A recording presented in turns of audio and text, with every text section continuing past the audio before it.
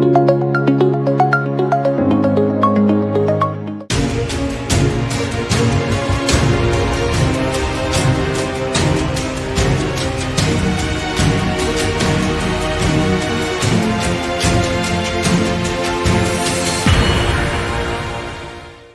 the people who you are, how long you've been doing this, where you from. So my real name's Theodore Trainor, but I got a nickname at a barber shop from my barber. His name's Q. He's in Fayetteville. He is stuck. I don't know. I walked in one day, bro. They were like, Teddy P. I was like, what? Oh, Teddy Pendergrass. He was like, yep, and then it just stuck. So that's where I got that, AKA Teddy P. I'm from Pittsburgh, Pennsylvania. I lived there 90% of my life, and I lived in Michigan for 5 years. So those two places, and now North Carolina. I've been here for 13 years. 13 years I've been here now. So that's a minute. And I started painting when I was 13 years old. So I'm 44. So that, do the math, you know what I mean? It's like 30 some years I've been doing this. And I started painting in the painters union. And it was more, it's hard to explain on this particular interview, but I was making a lot of money. Like at 60 or 7 or how old was I? 21 when I got in the union. But I was doing side jobs, you know what I'm saying? Like side jobs, just painting here and there. But that's when I dove in, you know. And I started doing that. I did water towers. I've done bridges, hung 800 feet in the air with nets under the bottom, with the Coast Guard down at the bottom of the river in case somebody falls or whatever. I mean, I've done all that, and I learned from the best guys. Like that's how I became who I am today. And I'm not the best in the world, I know that. There's always somebody better, and I promise you I know that. But it's all about what you put into it. If you put 150% in and you love it, then your customers are gonna love it, because at the end of the day, if you treat their home like you're treating yours, who's not gonna love that? Like that's the win right there. And that's the way I kind of look at life, is as long as I'm putting 100% in effort into what I'm doing, then how can I miss? I can't walk away anytime putting my head down, you know? That's the way I look at it. So what made you want to start doing this? Oh, so I stay up a lot at night. Like Nicole's the first one to always go to sleep. She's the first one that's always going to pass out. But I was up late, and I stay up at night, and that's when it comes to me. Like when I'm up at night and I'm watching TV, or 99% of the time we'll be watching Golden Girls or something like that, a classic of some sort. And there'll be a line in there, I'll be like, you know what, and just think. But that particular night, me and her before bed, I think we were talking about how she used to work at the VA, you know, because she's an RN, and she worked there for a little while. And I was like, man, what do they treat those vets like? And my stepfather's he's a retired vet. He was in the Marines. My dad's a retired Army. And I always, I asked her, like, what do they treat those vets like?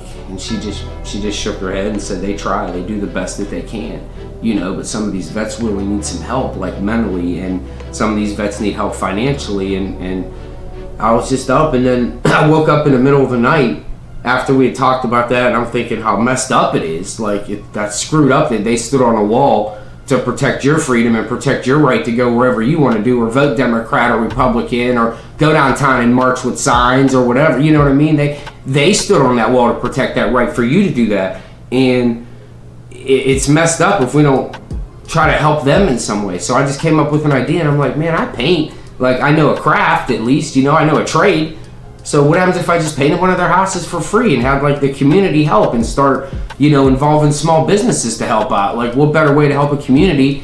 The big businesses, they got all the bread. They got enough money. Belk and all them, they got millions and millions of dollars. They're straight. It's the small businesses that took the hit after COVID and 9/11 that people really suffered. Some people had to close their doors. Some people, couldn't feed their family. They're used to a certain lifestyle. Now you can't provide that lifestyle because something came along that you didn't ask to come along is here, and it destroyed your business, and it destroyed your way of life and the life that you become accustomed to. And I looked at it like, and if these people are already suffering before that, how are they now? You know what I'm saying? What are they like now? Like, if you were bad before that and the cards didn't go the way you wanted them to go in life, now where are they at?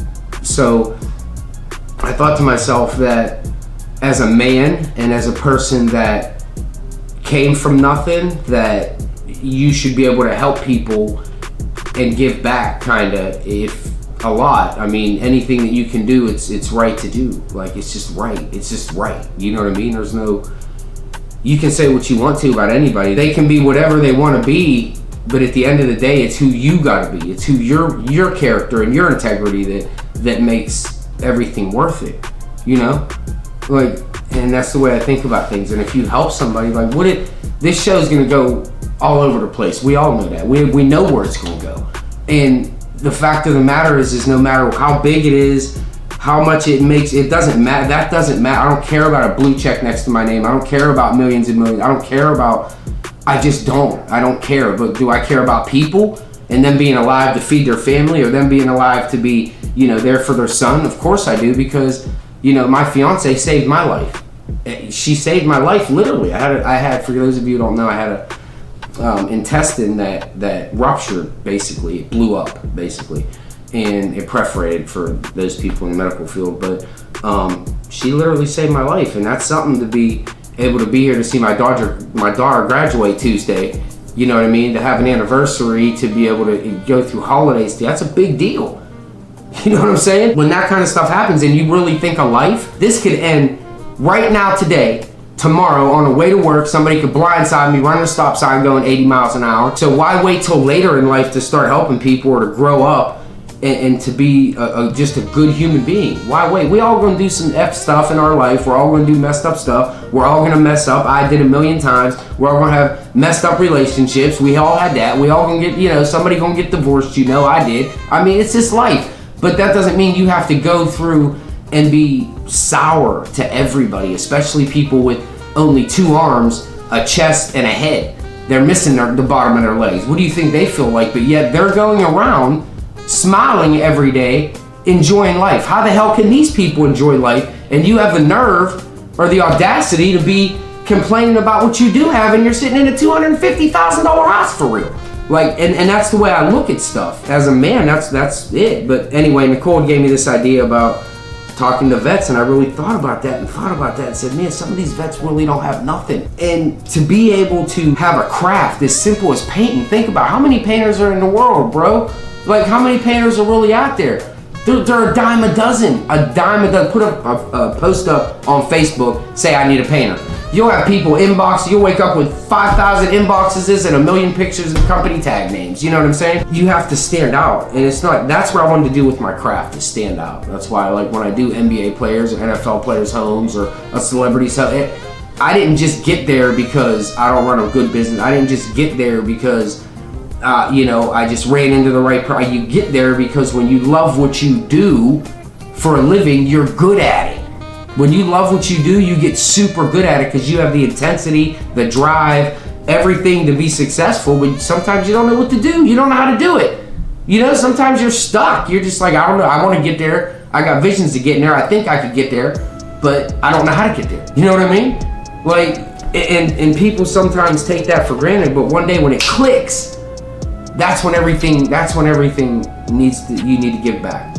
When you hit that plateau, or you run into that right person, or you're making enough bread to be paying mom's rent, you know what I mean? Mom's mortgage, you paying mom's crib off, you paying cars off, you do. When you're there, that's when you say, all right, now I got enough to support my family, because you got to be able to support them first. They come first. Everybody's family come first. Once you get there, then you can move on to, now I can do this here, what we're doing now. And to be blessed so much by God to be able to do what we're doing and how we're doing it is a whole nother story. I don't go to church every day. I don't go to church Sunday. I can't even tell you when the last time it is I stepped in a church. But that don't mean I don't talk to God every day. Who do you think I talked to in the hospital for 15 days? God. I didn't have nobody. I mean, Nicole came, but I didn't have nobody to talk to. God did this. I'm just a vessel, just trying to push it in the right direction, man. That's it, for real. Tell the people, what's the one big thing that you really want to do to give back? I don't know yet. That's a good question. What's the big surprise at the end, every so often, that you want to do? Oh, that. Oh, I was talking about additional onto that. I'm gonna do a surprise house for somebody shortly. I'm gonna do a surprise home for them, and I'm gonna come in and we're gonna design it, and we're gonna pick out colors, and you're just gonna sit back and just watch it unfold. That's it. You're just gonna sit back and chill and just watch this free paint job just get murdered. You know what I mean? Like, and that's gonna be lit, because if the design team comes in that I haven't designed your home, oh yeah. You get a house painted for free. That saves money. Now you can save some bread and get decorations like blinds and different stuff instead of paying for that too, you know? So yeah, I'm excited. I'm excited about that. Where can the people find you at? So you can find me on Facebook, Theodore Trainor, and you can, well, I'm not really on Instagram like that, and Google Theodore Trainor. So look on those two places and you'll definitely, my name will pop up somewhere. You want to spell it for them? Yep, Theodore, and then last name is Trainor. So you might just be able to follow me now. I don't know. A lot of people have been saying I can only follow you, so I don't know. But at least you'll get to see the content and some cool stuff. Like, you know, people just need to give back, and I'd love for the small businesses and community to be a part of it. That's the way it should be. You want to make a city, you know, successful, you do successful things in it. You give back, you create revenue for people, you create jobs for people, you create networking opportunities for people. That's the best way you can give back to your community, is to create money for people so they can make their own bread. You know what I'm saying? Their own hustle. That's the best move. Make sure you guys tune in. I can't tell you a whole lot about, God, I wish I could, but you'll see. Wait till you guys tune in. I mean, it just don't miss it, because it's gonna be lit. I promise you. And you just be a part of something. Be a part of something for your community. You're either gonna be a part of it. I don't want to go outside of Fayetteville, but I will. Like, just be a part of your city. I don't want to have to go to Raleigh and Charlotte and there's people there like, Teddy, hey, I'm coming up there. I'll make a 3-hour drive to come hook you up. You know what I mean? Let's not do that. Let's just support our own city. You know, that's the way it's supposed to be. They got their city, we got ours. So that's what I said. So my bad. Make sure you follow Hats Off Painting on Facebook. Just type in or at Hats Off Painting, HATSOFF Painting, PAINTING. I know you guys know how to spell, but the way my ADHD was set up, I forgot to say that in the interview. My bad.